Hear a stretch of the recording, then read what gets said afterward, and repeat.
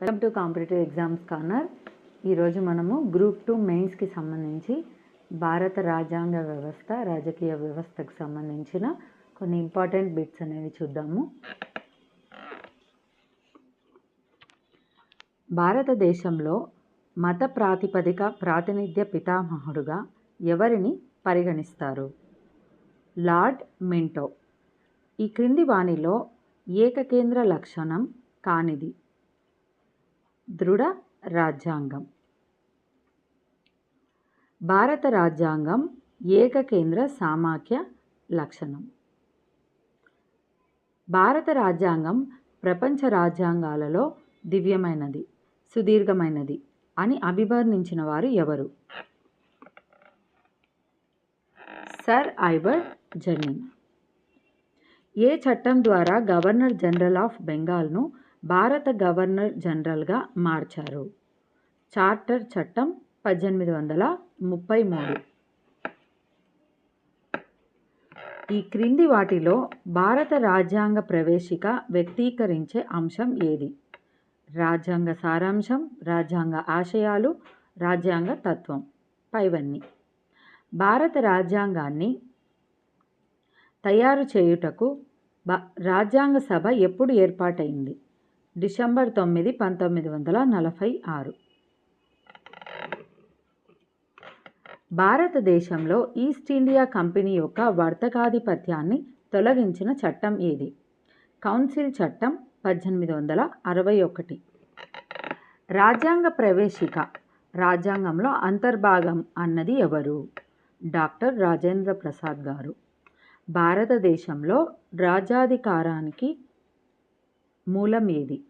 ప్రజలు. భారతదేశాన్ని సహకార సమాఖ్యగా పేర్కొన్నవారు ఎవరు? Granville Austin.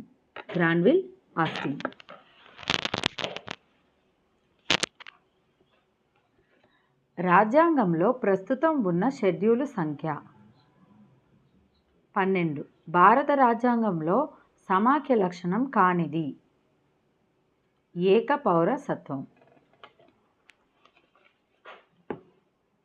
భారత రాజ్యాంగ నిర్మాణ కాలంలో ఉమ్మడి జాబితా భావనను ఏ రాజ్యాంగం నుండి గ్రహించారు? ఆస్ట్రేలియా రాజ్యాంగం. ఈ క్రింది వారిలో భారత రాజ్యాంగం సదస్సుకు ఉపాధ్యక్షుడుగా పనిచేసిన వారు ఎవరు? హెచ్.సి. ముఖర్జీ. రాజ్యాంగ ప్రవేశికలో భారత్ను ఏమని పిలుస్తారు? సర్వసత్తాక సామ్యవాద లౌకిక ప్రజాస్వామ్య రిపబ్లిక్గా పిలుస్తారు. భారత రాజ్యాంగంలో అవశేషాధికారాలు ఎవరికి ఉంటాయి? కేంద్రమునకు. ఈస్ట్ ఇండియా కంపెనీ డైరెక్టర్ల నుండి బ్రిటిష్ ప్రభుత్వం భారతదేశ పాలనను ఏ సంవత్సరంలో స్వీకరించారు? 1858 సంవత్సరంలో స్వీకరించారు.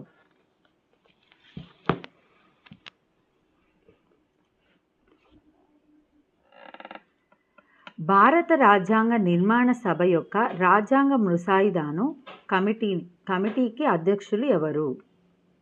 Doctor BR Ambedkar. భారత రాజ్యాంగం ప్రకారము ఈ క్రింది వాటిలో ఈ అంశం నవంబర్ 26, 1949 నుంచి తక్షణమే అమలులోకి వచ్చినది. పౌరసత్వం మరియు ఎన్నికలు. లౌకికవాదం, సమాఖ్యవాదం రాజ్యాంగానికి పునాది వంటివని సుప్రీంకోర్టులో ఈ క్రింది కేసులో తీర్పు చెప్పింది. SR Bommai case 1994.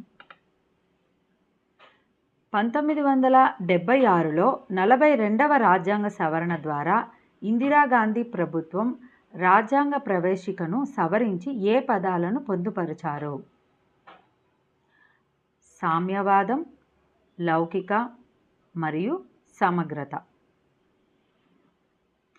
ఏ రోజున భారత రాజ్యాంగం అమలులోకి వచ్చి భారతదేశం గణతంత్ర రాజ్యంగా అవతరించినది?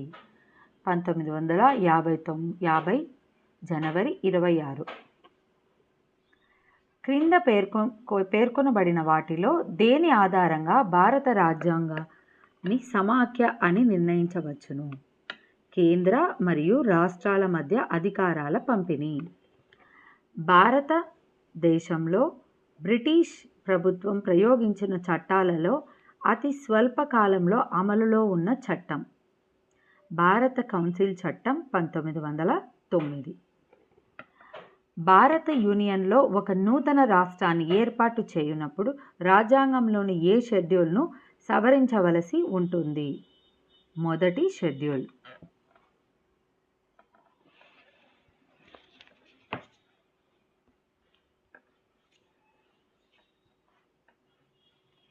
ఈ క్రింద పేర్కొన్న ఏ బ్రిటిష్ ఇండియా చట్టం ద్వారా వైస్రాయ్ కార్యనిర్వాహక మండలిని పోర్ట్ఫోలియో లేదా శాఖల వ్యవస్థగా మార్పు చేసి వైస్రాయ్నకు ఆధిపత్యాన్ని బయలుపరిచింది? భారత కౌన్సిల్ చట్టం 1861. ఈ క్రింది వారిలో ఎవరు రాజ్యాంగ నిర్మాణ సభలో యూనియన్ కాన్స్టిట్యూషన్ కమిటీ చైర్మన్గా ఉన్నారు? జవహర్లాల్ నెహ్రూ గారు. కింద పేర్కొన్న వాటిలో ఏ విధమైన ప్రభుత్వం బాధ్యతాయుతం అనే భావన ఆధారంగా పనిచేస్తుంది? పార్లమెంటరీ తరహా ప్రభుత్వం. భారత రాజ్యాంగ ప్రవేశిక డాష్తో ప్రారంభమవుతుంది. భారత ప్రజలైన మేము. భారత రాజ్యాంగ ప్రవేశిక భారత ప్రజలైన మేముతో ప్రారంభం అవుతుంది. భారత రాజ్యాంగంలో మాగ్నా కార్టాగా పిలువబడే భాగం 3వ భాగం first fundamental rights of citizens గురించి మాట్లాడిన మొట్టమొదటి డాక్యుమెంట్ మాగ్నా కార్టా. మొదటిసారిగా స్థానిక అవసరాలను తీర్చే బాధ్యత రాష్ట్రాలకు ఈ కింది వాటిలో ఏ చట్టం ద్వారా అప్పగించడం జరిగింది? భారత ప్రభుత్వ చట్టం 1919. ఈ కింది వాటిలో పేర్కొన్న చట్టాల్లో ఏ చట్టం గుడ్ గవర్నెన్స్ ఇన్ ఇండియా చట్టంగా పేర్కొనబడింది? భారత ప్రభుత్వ చట్టం 1858. Thanks for watching.